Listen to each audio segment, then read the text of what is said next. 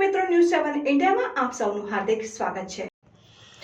સરાથી Dhrangadhra road વચ્ચે પસાર થતી નદીમાં બોલેરો કાર સહિત 2 યુવકો ફસાયા। સરાથી ધાંગધ્રા તરફ જતા રસ્તા ઉપર કાળા પાણીની નદીમાં પાણીની આવક થતા નદી ઓવરફ્લો થઈ।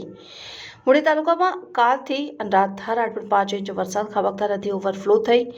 ઓવરફ્લો નદીમાં બોલેરો કાર અને 2 યુવકો ફસાયા। અંગેની જાણ ધાંગધ્રા મામલતદારને થતા ફાયરની ટીમ ઘટના સ્થળે પહોંચી બચાવ કામગીરી હાથ ધરી।